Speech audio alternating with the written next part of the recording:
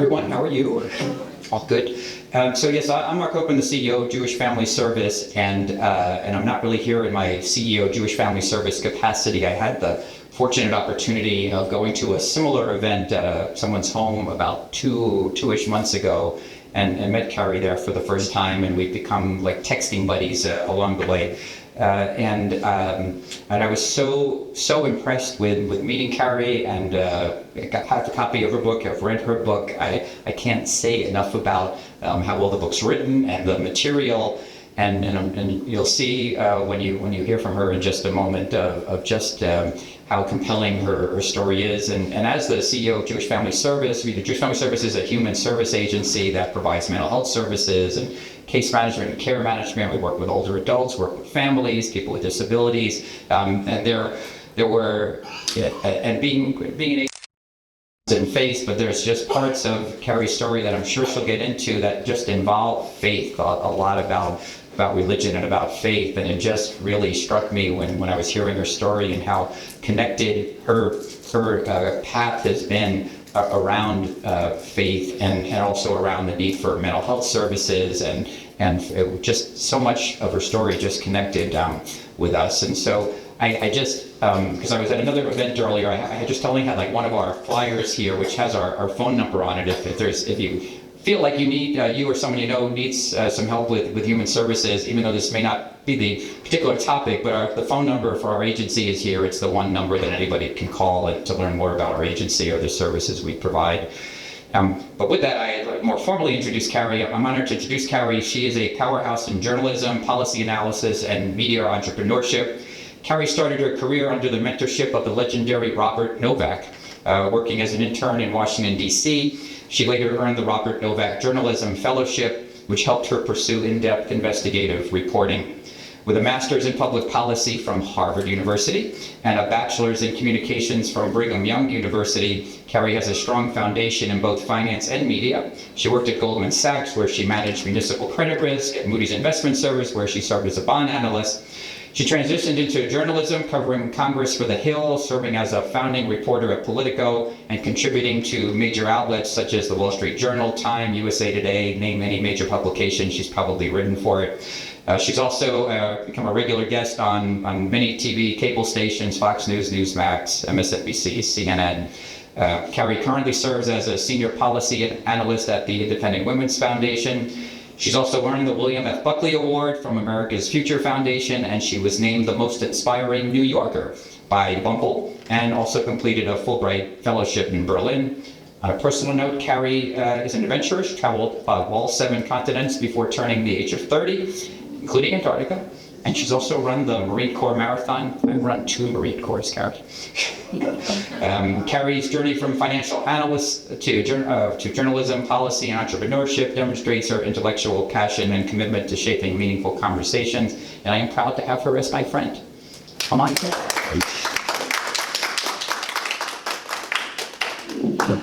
How about I hold this? We're a small group, and I'm petite, so it's better than fighting with a mic. So thank you all for coming. I apologize, I had some traffic, but I'm here, and you all are here, and it's great to be here. As Mark mentioned, I apologize for how long my bio is. The main reason I'm here is because I wrote a book to talk about vulnerability and mental health. And our country right now is dealing with the mental health crisis. And I think that's part of why the book has been landing. I've been able to go on Dr. Phil to talk about the book. The Wall Street Journal has reviewed it, CNN, Fox, Daily Mail, lots of media outlets are interested in the topic, I think, because what's happening in our country is we've had the highest suicide rate ever recorded. We have the highest depression rate ever recorded. And so something's happening with our mental health.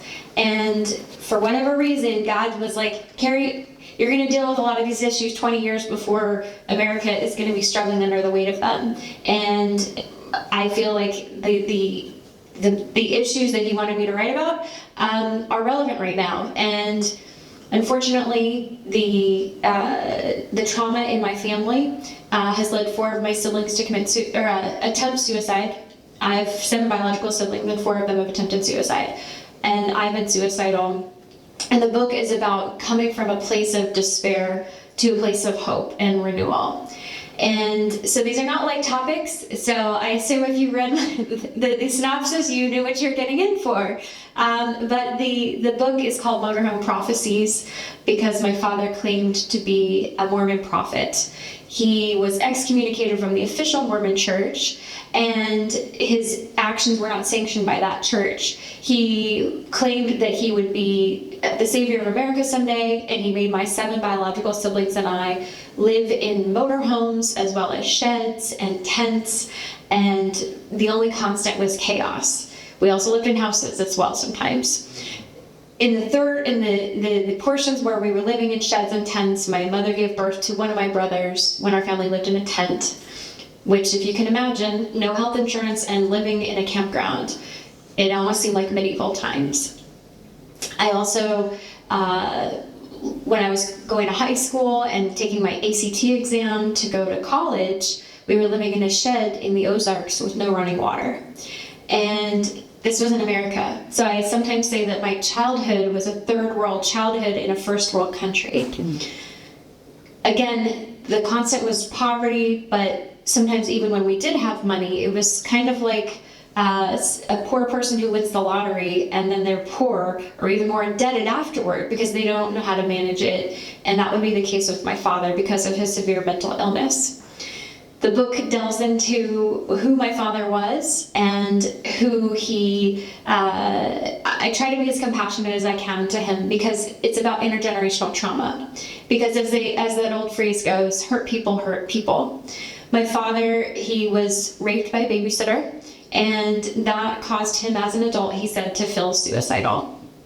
And so as they say, in the Bible, for example, Jesus said, if someone abuses a child, it's better for a millstone to be wrapped around their neck and thrown into the sea. So child abuse is very severe because a child who's sexually abused is multiple times more likely to commit suicide than a child who's not. And so that legacy of passing on generational curses is what our family struggled under. And to know that even though my father had enormous gifting, I don't know if we have any classical music fans here in the room. Anybody know who Andres Segovia was? So he's a great person to look up if you like classical music. Andres Segovia was one of the world's greatest classical guitarists. He was knighted by the King of Spain. He had 10 honorary doctorates. He has an asteroid named after him. He had a Lifetime Grammy Achievement Award. He passed away in the 80s, but at his peak, he was known around the world, and he hand-selected my father to be one of his proteges. So that's the level of caliber when you're talking about music. He was world-class. And so that level of gifting is what my father had. And the thing about, if any of you have musicians in your life or are very creative, sometimes that line between crazy and genius is a very fine line, and sometimes people fall over that line. And unfortunately, given the trauma of my dad, he fell over that line. He became very radicalized within the Mormon religion. He became very rigid and dogmatic, and basically said that his will was whatever God wanted, and vice versa, that there was basically no separation. And the way he went about trying to fulfill that call was to take that musical gifting and play his guitar on street corners and pass out brochures and try to convert people to be Mormon. He also got my 7 siblings and I together and assigned us all instruments. And so all 10 of us were playing on street corners together and it's trying to proselytize people. So it was a lot of street preaching, a lot of poverty because we were living off of what people put in the guitar case, money. And to this day, I sometimes have a hard time walking by street musicians and not being angry with them. Forgive my dad, it's it, thankfully. But it can be a little triggering. So in any case, the mission was to go around the country and play music on street corners. And I think it's pretty universal that children we think our parents are invincible when we're younger. We don't understand how complicated things are until we start to get older. And so eventually I realized that it's not normal for child custody to try to take you away. It's not normal to not have food to eat and you have to eat grass from the city park.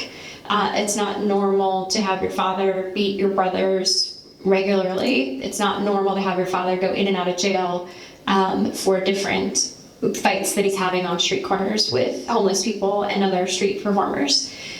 And so eventually it just got to be so much. And I say in the book that there's nothing wrong, there's no shame in being poor, no shame at all. And some of the happiest people that we know in the world, if you travel the world, especially other countries, some of the happiest people are the most poor.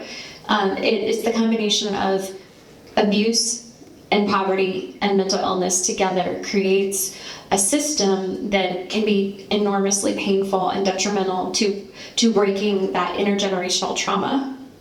I know quite often we talk about passing on inheritance and generational blessing, but there's also that generational trauma. And when it comes to breaking the cycle of poverty, homelessness, violence, so much of that is embedded in our psyche within the first 0 to 8 years. That is the subconscious programming of children.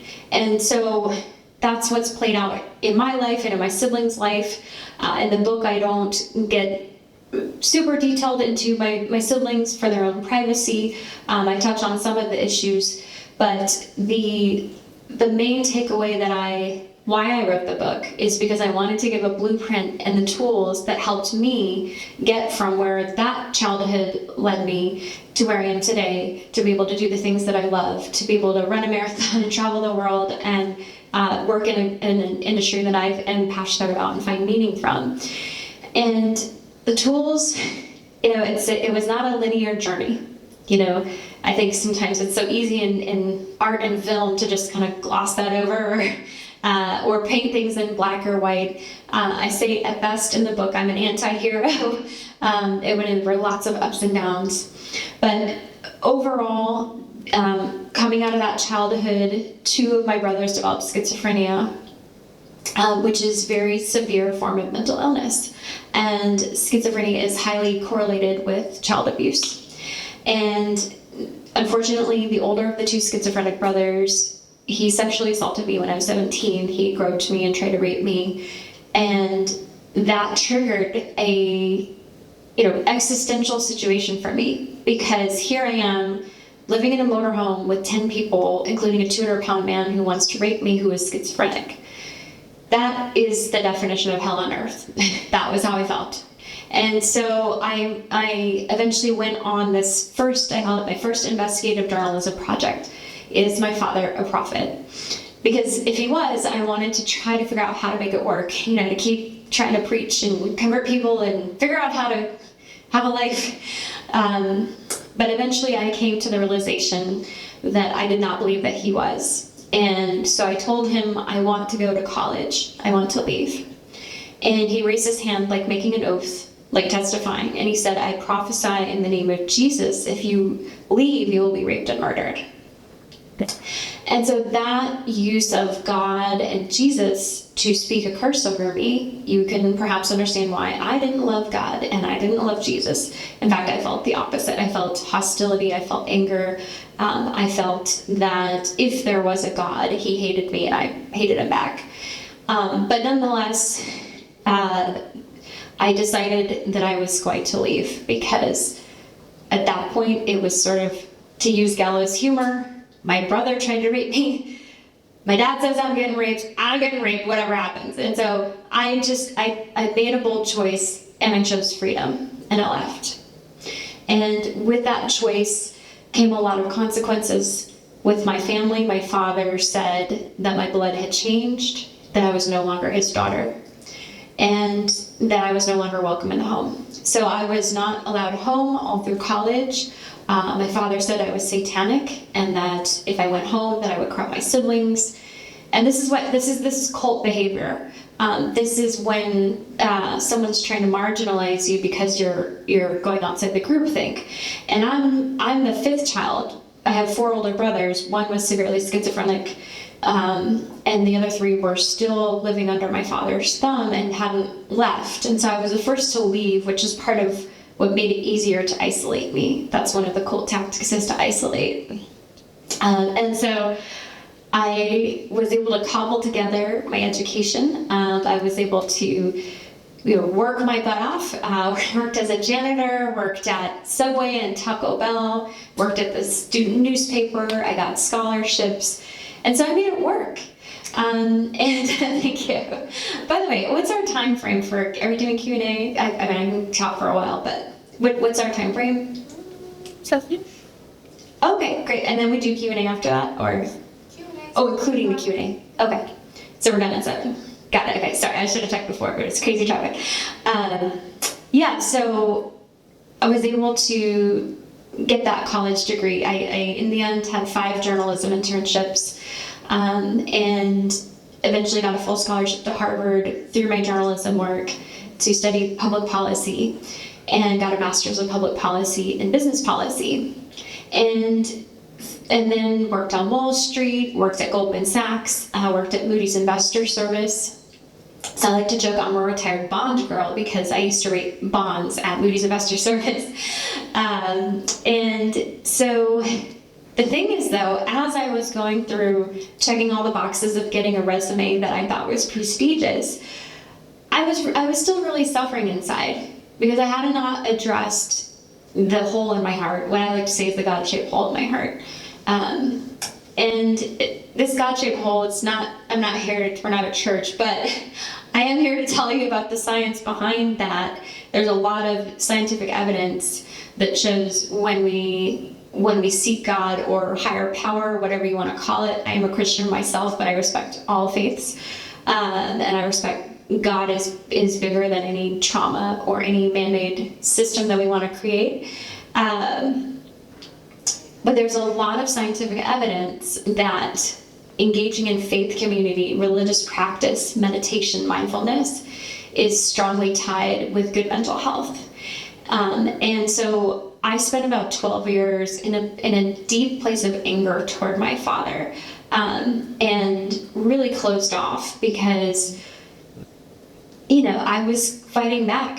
At first he rejected me, and then eventually, as I grew older, other siblings left home, and the dam kind of burst. And then he's like, well, do you want to come home for Christmas?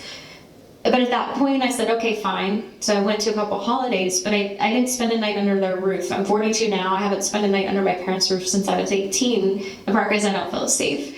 But eventually the anger kept building, and my other schizophrenic brother said I tried to seduce him to have sex with him, and my dad said, yes, you dressed like a slut, and you did. And I'm like, I can't argue with someone who's insane and on antipsychotic medicine, and you're taking his side. So at that point, I cut my dad out of my life, and I said, you disowned me first, and now I'm disowning you. And that is not a healthy place to be in terms of the emotional processing. And I do agree, though, sometimes we do need boundaries, but there's a difference between a boundary that's a healthy boundary and a place of vengeful unforgiveness. And so the subtitle of the book is A Journey of Healing and Forgiveness, in part because the forgiveness piece of it was that I learned the difference between forgiveness and reconciliation. Forgiveness and reconciliation are 2 very different things, but sometimes people confuse the 2. Forgiveness is a single person job. That was my job. I decide I have the power to forgive my father. Reconciliation is a 2-party job. That's contingent on the other person's behavior. In this case, my dad. And he wasn't changing his behavior. And so it still felt better for my outcome of my life to not have him in my life, because he wasn't willing to take the changes that needed to happen in order for him to be healthy, to allow a healthy relationship. But I still had the responsibility to release my anger toward him. And that was a journey that was hard to do. I have a chapter on how I was able to do that.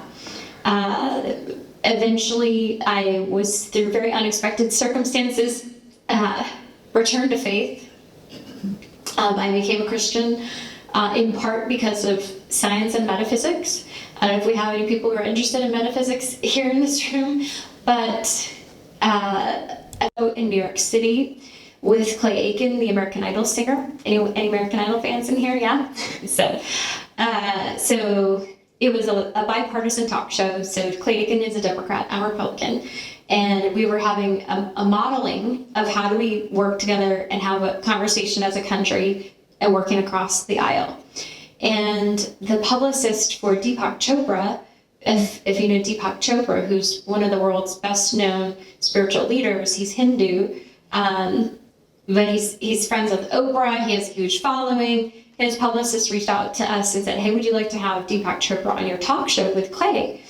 And I said, yes, you don't have to ask me twice, definitely. And but the price of admission to interview Deepak Chopra was to read his book. And so his book was about, he had co-authored it with a PhD physicist from MIT. MIT, as we know, is the most prestigious science university in the entire world. And Deepak Chopra himself is a Western-trained MD as well, so he has a science background too. And the book was called You Are the Universe. And it was an amazing book because it delved into the connection or the interplay between science and faith, and how, mathematically speaking, it actually takes more faith to believe that the earth was created by random chance than that there was some creator. And that is borne out by the statistics. When you run the mathematical modeling and probabilities of Earth being at this velocity, at this temperature, in this narrow band of temperature, climate, in order for human life to succeed, the probabilities of this happening randomly, it's almost infinite zeros, 0.1. I like to compare it to a tornado going through a junkyard and randomly creating a complex nuclear weapon system, just randomly. It actually takes more faith to believe that than to believe that some divine being created this. Some people claim, well, it's only because there was a multiverse. You know, the multiverse theory, that is that there are multiple universes and they're all running different simulations, and our universe happened to be the one that created this narrow band of climate and temperature and habitat for us. The problem with that theory is, number one, there's no evidence for multiverse. And number two, even if there potentially was evidence, it would violate Occam's razor, which is one of the principles of physics, which is the simple explanation. The simplest explanation must be true. And so learning more about metaphysics when I read this book, it really opened my mind to, wow, maybe like being closed off and angry toward God, number one, it's not rational. And number two, as I was just the experience, so that the metaphysics book was sort of that there's the head and the heart, and learning about metaphysics was really appealing to my logical side. But then my experience of going through the walk as a person of faith really helped me on the emotional and the heart side. And that's what's interesting about schizophrenia. It actually means like a severing or a separation. So it's a separation of the heart and the mind. That's what schizophrenia is. And even though I'm not schizophrenic, I was certainly experiencing that severing by being so angry at God. But long story short, I did eventually become a Christian, became a person of faith, and a very imperfect person. But I shared in the story, in the book, eventually how I was able to get mentored. I call him my forgiveness mentor. And he is a Christian pastor. He's African American. He lives in Charleston, South Carolina. And his wife was murdered by a white supremacist. If you remember back in 2015, there was this young man, an evil white supremacist, who drove across the country from Columbia, South Carolina to Charleston. He had specifically done research because he wanted to target a black church. And so he went 1 week, and then the following week he came and he murdered 9 people in the basement on a Wednesday night Bible study. It's a horrific, tragic shooting that was heard around the world. And his intention, there was a whole documentary made about it. His intention was to create a race riot in Charleston. He wanted to create a race war. He wanted to see the city burn. He wanted the people to turn on each other. But what happened was a miracle instead. and it was that the family members of these victims, they were allowed to speak to the accused in the bond hearing, which apparently is not very common to have an open conversation with someone in the accused, in the first bond hearing. But he allowed this to happen, and the family members spoke directly to this guy, and they said, "I forgive you." They said, "I forgive you. God loves you. Turn your life to God." They were Christian, a lot of them. They said, "Turn your life to Christ." And there was no rioting. There was no burning. There was no violence. It was this miracle. And President Obama at the time, he flew down for the funeral of one of the victims. And that was where, if you recall, he sang Amazing Grace. He sang at that funeral because it was an act of amazing grace to have that type of forgiveness. And through, a series of introductions, that reverend, who the husband of one of the victims, he became a mentor, like I said, my forgiveness mentor. And he wrote an amazing book. The title is Called to Forgive. You can read it after you read Motorhome Prophecies. But when I read his book and got to know him, I knew that if he could forgive this person, that I could forgive my dad. And so I had lots of long conversations with Anthony on how to do that, what that actually meant. He helped me to understand, like I mentioned, the difference between forgiveness and reconciliation. He helped me understand that forgiveness does not mean you're weak, and it actually makes you strong. I now am a member of an advisory committee for a Harvard project on forgiveness. It's with the Harvard Human Flourishing Program. And what they do, it's run by a guy with the Harvard School of Public Health. And they look at the scientific benefits of forgiveness. And it's pretty amazing because people who forgive, they live longer, they have less disease, they have just better life outcomes. They even make more money.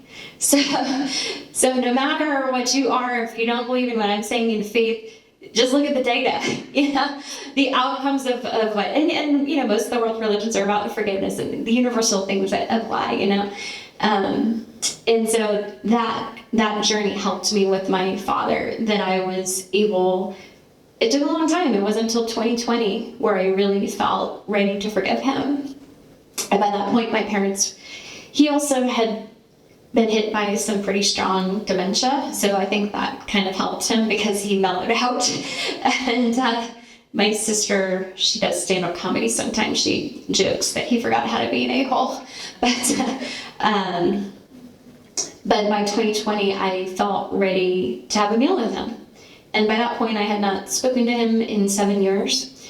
And I had been so angry with him that when my mom would talk about him or anybody, I would just call him by his first name, Ralph, instead of Dad, because I didn't feel like he deserved the title of Dad.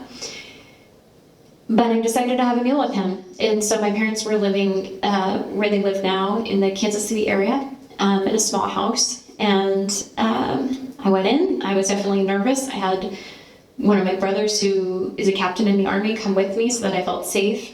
And we just had a simple meal together, some frozen enchiladas reheated and some iceberg lettuce. And I felt at peace. And I was shocked, actually, that I felt so much peace because I had allowed so much power. That's the thing about forgiveness. Unforgiveness is actually giving power to your perpetrator. And so by releasing that, I received a lot more power within my own life to have clarity and peace. And so that's one of the central messages of the book, is about forgiveness. I also talk in the book a lot about the tie between faith and mental health.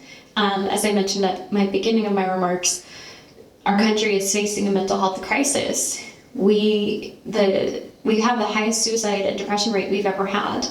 And the second place highest rate was in 1941, when we had this high of a suicide rate. Well, slightly less, but the second highest was in 1941, which was coming right out of the Great Depression. And so I went back and I reviewed the statistics about, coming out of Great Depression, what was our country like, and our, I work in economics, so I'm always interested in financial and wealth. And the average American, the GDP per capita in 1941 was basically like a third world country, only like $7,000 or $8,000 per person. And compare that to now, where, relatively speaking, we live like kings and queens. And I'm not saying we don't have poverty, we do, but on average, your average person holding a cell phone has the technology that the richest billionaire in 1941 would not have access to. The lifespan today is higher than it was in 1941. We have a much more abundance on average in 1941. You know, even going on an airplane, taking a vacation. I think most people in this room have probably gone on an airplane many times. In 1941, that would have been an unbelievable luxury.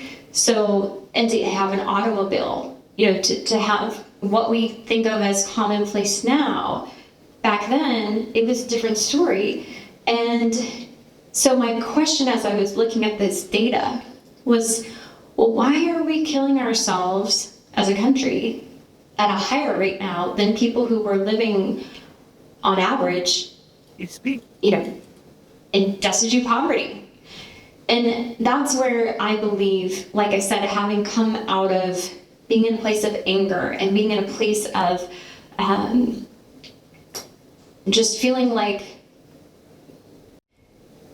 I believe I call it like a crisis of purpose.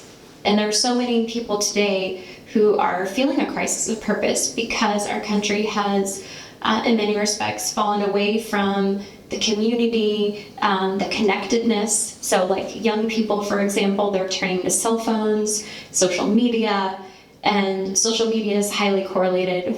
Like intensive social media use is strongly tied with bad mental health. And so people are connecting more with their cell phones instead of with each other and instead of with God. And the thing about God and mental health, like I said, again, just look at the science. If you look at the MRI of a person who is in a faith walk, their brain is healthier. They have less depression. They have less suicide. They have less drug addiction. They have less alcohol abuse. And so I saw that in my life as I'm dealing with my schizophrenic brothers and my siblings and myself. Because I found that the way that I was living was I was trying to fill that void. I call it a God-shaped hole in our hearts, with things that I thought would fill that existential crisis. But at the end of the day, they just don't add up. They can't compare with what the experience of knowing that there is a God who loves me and cares about me versus anything, you know, in the Bible, the book of Ecclesiastes says, everything's meaningless unless it's in a much higher purpose. And this isn't to sound high and mighty. Again, this is just talking about the scientific data. And so what I find interesting is that we've never had more therapists in America, but we've also have never had more suicide. So something's not adding up. And so I was looking at, in light of knowing what I know now about faith and mental health, the fact that 2/3 of therapists self-identify as atheist or agnostic, and yet 81% of Americans say, I believe in God. So there's a big gap between what people believe and the service providers. And it's not to say that a service provider couldn't provide good mental health if they don't have faith. The problem is they're not trained in how to serve those customers. And we know this because there's data from a great researcher at Harvard Medical School named David Rosmarin. He's practicing Jewish. He's very interested in faith and mental health. And he's shown that 73% of mental health care patients say they want faith integrated into their mental health care. And yet 71% of therapists say, I have little to no training in how to do that. So this is striking to me that this is the type of system that we've allowed to crop up but I also think it's also part of a bigger problem within our general healthcare delivery system, which is that we don't treat the root causes. We treat the symptoms and then we pump people full of drugs. In the case of mental health care, it's psychotropic drugs. And I am not against drugs. I have been on antidepressants, but I know the difference of when I am on a healthy, endorphins versus manufactured ones, or natural ones, I should say. And so that's part of why I wrote the book, is because I'm so passionate about good mental health and looking at evidence-based science around mental health and the connection with faith and faith community. And so I've been touring the country, talking about these issues, sharing the story, sharing the book. There's so much more I could talk about it, but if we want to open it up for questions, I'm happy to answer questions, or I could share a bit more about the book. But anyone? Yes? You haven't mentioned your mother. So I'm wondering, where was she during all this? It's a very good question. And it's interesting you mentioned that, because I had someone say when they read the book, they said, your mother's like a ghost, like she's not really present in the book. And I said, that's because she wasn't really present in my life, in the sense that she basically just enabled my father. She basically just said, whatever he wants is what I will do. She basically became his enabler. And so even to this day, that had an impact on me, which I didn't even realize till after the book came out. And I went into this training last year, and I started it after the book came out. And I told the trainer, I was like, man, I wish I'd gone through this before the book came out. I would put it in the book. But the book is more about the father wounding, and the training that I went to helped me to understand the father wounding. And what I learned from this training was how much, if you guys know in psychology, they say that 0 to 8 are the most formative years in our subconscious development. And I had learned eventually that my mother had trained me subconsciously that I should be with an abuser, because that's healthy, or that's normal, that's safe. And so she's still with him. She's been with him for almost 50 years. And I actually was talking to a matchmaker once. She reached out to me and she's like, well, tell me about your family. Tell me about she didn't know about any other stuff.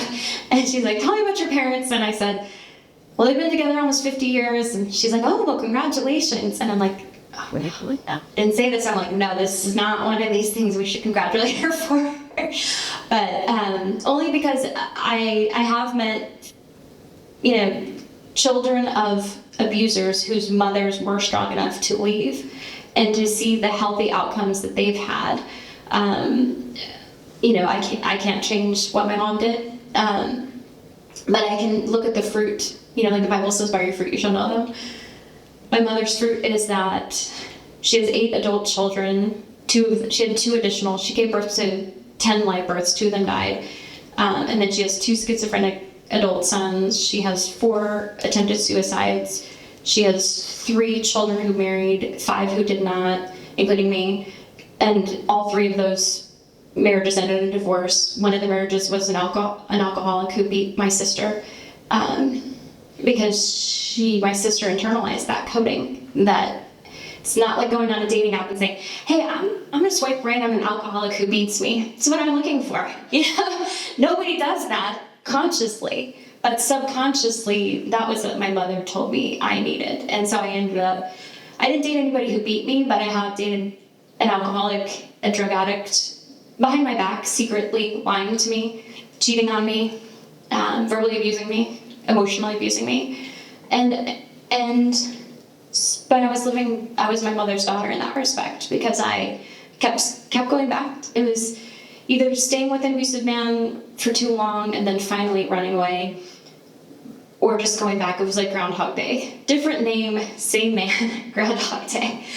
And so last year I went through another forgiveness process of my mother, and because she also was a victim, and that's what makes it complicated, because she was a victim of my father's cult abuse. But I learned through going through this exploration is that she was also a perpetrator, and that was hard for me to accept, but it's true. And there's a YouTube blogger last year, you might have heard, her name is Ruby Frankel.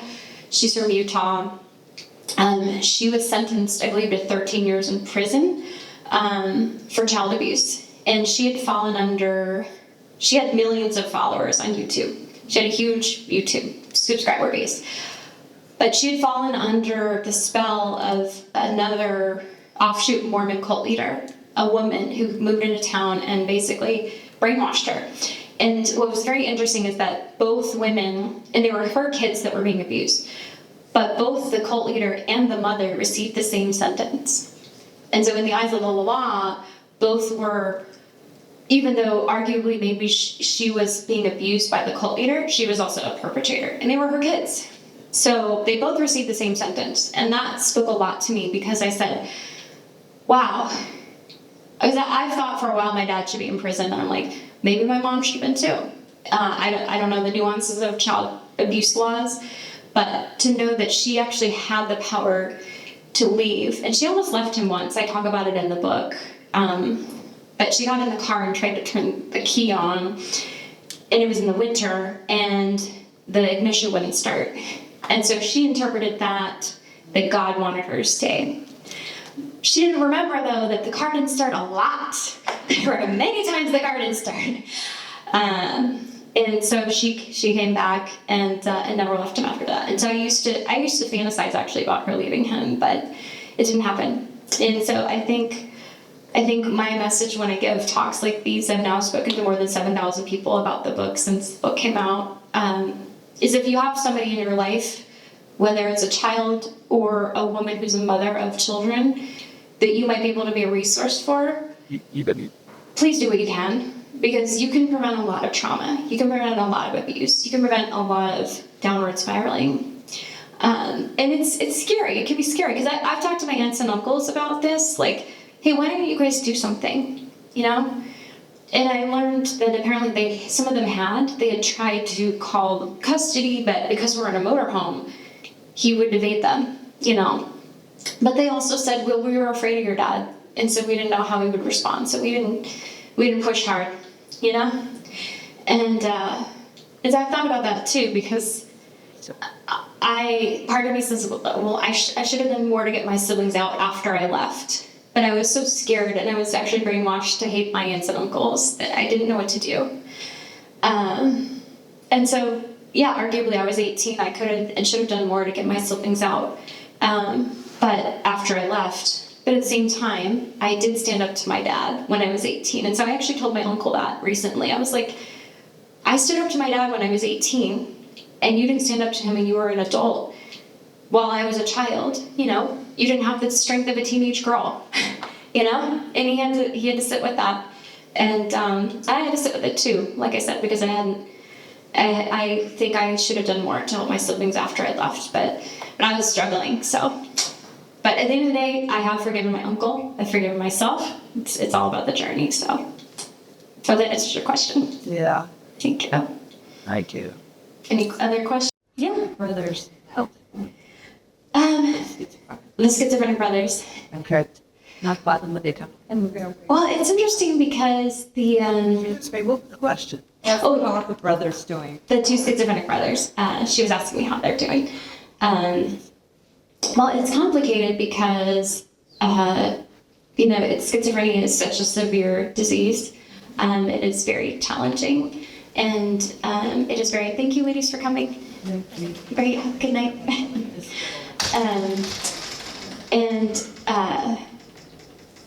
I would say what's interesting is that I mentioned my dad has dementia, so the older schizophrenic is still living at home with my parents, and since my dad got dementia, he's actually less able to control and mentally manipulate and abuse that brother.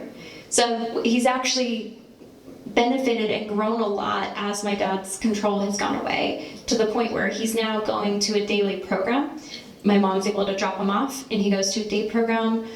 He's able to do different activities, and he's much more verbal than he was, when he first got schizophrenia, in a positive verbal. Yes, and he's much more coherent. Like, he'll actually make jokes that are funny and positive, and so he's doing a lot better. The other one, it's been really challenging, and I actually wrote an article recently about him because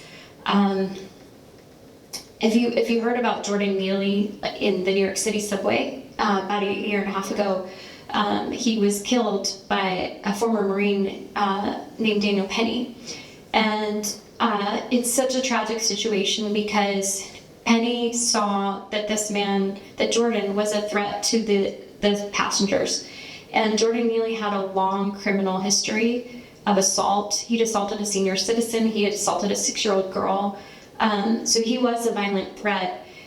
But he also had severe schizophrenia. Jordan did. And in my opinion, he should not have been on that train. His family should have taken him and gotten custody of him and put him in a facility or kept him home. But they didn't. And so I wrote the essay about my brother because about a year and a half ago, he really started to go through some violent episodes. He assaulted my dad, gave him a deep black eye. And I saw the writing on the wall and I was like, he can't be in this home anymore. And so I led the paperwork, I helped push through for my mother to get custody. And we changed our mental health laws. I'm sure Mark knows all about this, but we changed our mental health laws to make it a lot harder to involuntarily commit someone, even if they are severely, clearly unable to care for themselves. We made a series of laws. It's actually started under JFK and continued.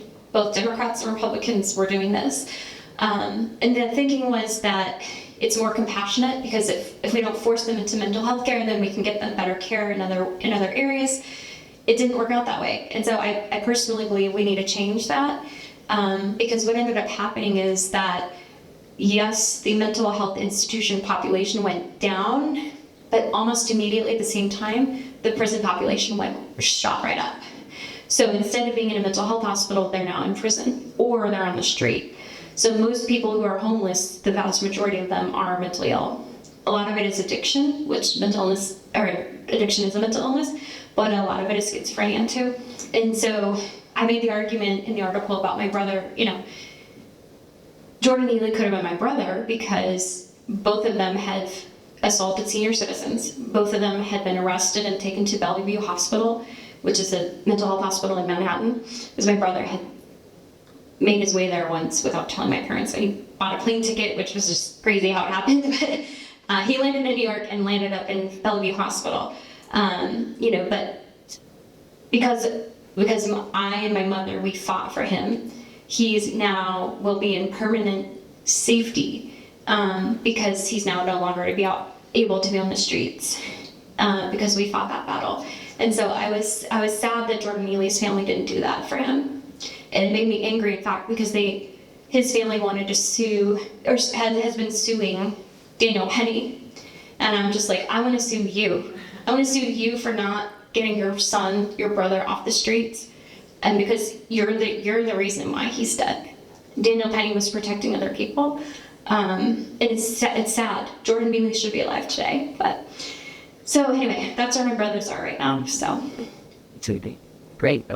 thank you. Thank you. Yes. So when did you decide to write a book? And I guess you've done a lot of things in your life. It's amazing how much you've done. And I'm very impressed by it. And I'm also wondering, when did you decide that a book would be the tool through which you would communicate this part of your life? Yeah, well, I actually looked at the timestamp on Microsoft Word of when I first started the draft, and it was 2011. So this book is a long time in the making. But I didn't take it really that seriously then. I was kind of just doing it on the back burner. And by the way, if anyone's here interested or thinking about writing a memoir, a first-person book, if you're not journaling, start journaling right now, because it will be a big help for you. That's one thing about Mormonism. In Mormon culture, it's very big about journaling. So I've actually had a journal since I was age 8. So I got my first journal on my baptism day from one of my aunts. And so to this day, I now have like this big stack of journals that I used to refer when I was writing the book. And so the book does have quite a few journal entries, which made it so easy because I painted snapshots of what I was thinking when I was 8 years old. And in crucial moments when specific traumas were happening. And so by 2011, I actually call this book my Paul book. And for those in the room who are Christian, there's a difference between Saul and Paul. Saul was persecuting Christians. He was getting them killed. He hated them. And then the road to Damascus moment, he's on his horse. He's going to Damascus to try to kill more Christians. And he says he has an encounter with God, and God told him to stop doing that and made him blind for a few days. God says to him, I also want you to stop killing Christians. and I'm also going to give you a new name, and it's going to be Paul. And then obviously Paul became the most famous Christian, and he basically founded Christian churches all over the country or the world, and he's one of the major forces. I mean, probably the most famous Christian. Jesus. There's Jesus, and then there's Paul. Anyway, I all say that to say is that I initially was going to write a book about, the working title of that was The Heathen Next Door, How I Left Religion and Found Joy. And it was going to be a book about how I thought religion was toxic and how it ruined my life and how everyone should leave it. and so now here I am. And I wrote about 20,000 words with the Saul book. And around that period, I had a different book agent. And I was thinking of starting a media company. And he and I both decided it would be better to start the media company first and then come back to the book later. So I put the book figuratively on the shelf. And in that period, I became a Christian unexpectedly. And so when I took it back off the shelf, it was like, I'm a totally different person than the original draft. And again, this is not, I respect, in fact, Deepak Chopra has endorsed the book. There's a quote from Deepak Chopra, who is, very, like I said, Hindu. So it's not about, pushing one specific orthodoxy, though I do have my own theological views that I've rooted in my own study and things. But it's a very different book. So I would say I like to think that book and this book, the Saul and the Paul book, the same intention was there, which is my intention is to provide my journey of healing so that perhaps it could help others. And again, for me, having gone through those changes of coming back to faith, I've done a lot of, I like to think that even if I was still agnostic in the Saul book, if I looked enough at the scientific data around faith, I would have at least had more respect for it than I did in terms of what faith does for mental health. So yeah, that's basically why I wrote the book. I think also I am a trained journalist, but most of my career has been spent writing about economics and politics and business. So this is a new genre for me. And I think in some ways it's a lot harder because I'm talking about myself, whereas I'm used to talking about things that are not personal. And so when I first, I think this year is maybe like my 40th or 45th book event.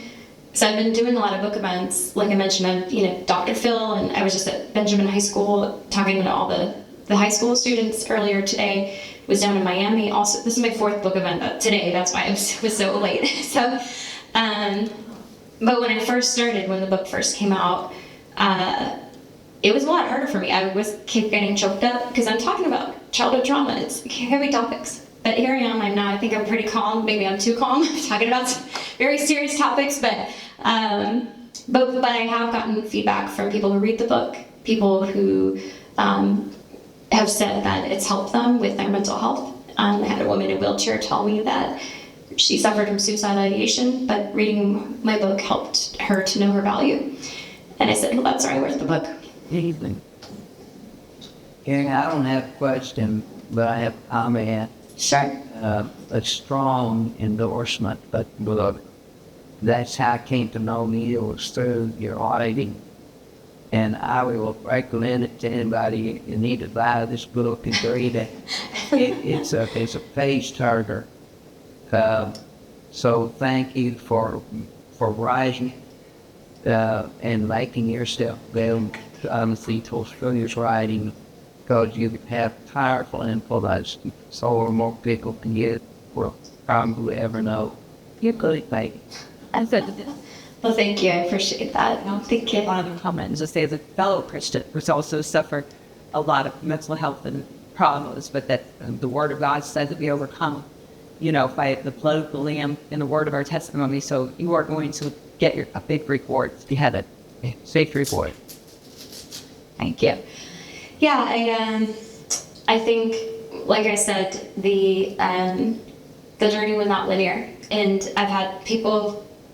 If you're on Goodreads and you want to give me 5 stars, I would appreciate it, because there are some mean people on Goodreads. Like, who are you people, and who let you out of the basement? But no, on Goodreads, they're anonymous posting. I was like, wow.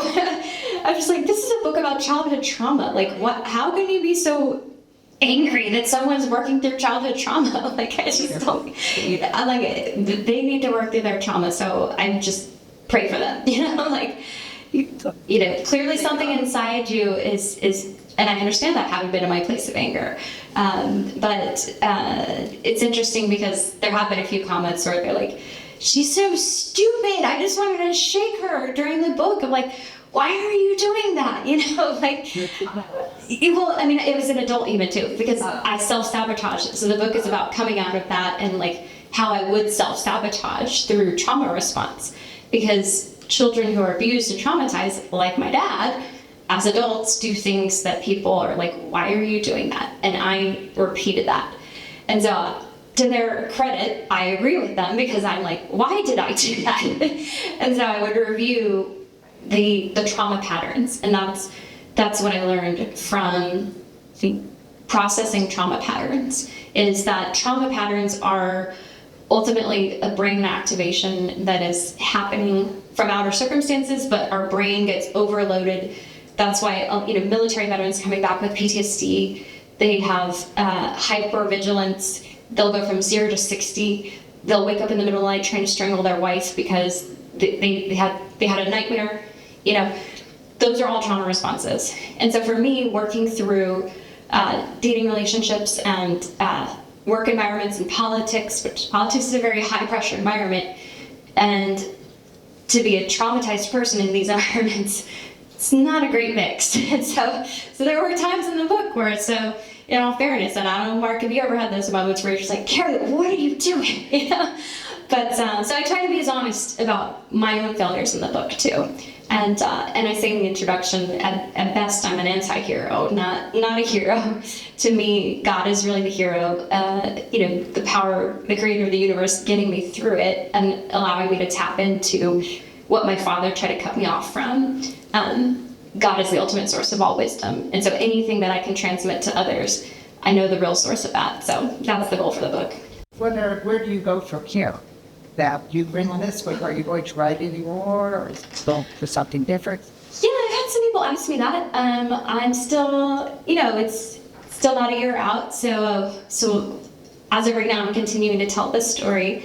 I'm open to another book. I'm continuing to do my work in DC in policy and politics. And again, my goal with this book, it's not a political book. So if you see some of the things I say online or TV, please don't if you disagree with my politics as a Republican, my hope with the book is that it's a universal book in the sense that this shouldn't be a political thing. Mental health should not be political. And so I keep the politics out of the book. So I have thought about writing political books. I actually had a political book that was accepted by a different publisher before this one. And I chose not to write that one first. I have about 30,000 words of that one written. But I said, I think this is more important. And I also want to do what I can to help our country come together. Even while I also do believe that politics is important, to me this is even more important than politics, because it's about something that's above. Politics is like nasty, dirty, man-made system. And mental health, healing, family, all these things are above all that, in my opinion. So, yeah, thank you. That's good. So I think we're at 7. Thank you. Thank you guys. Thank you for coming.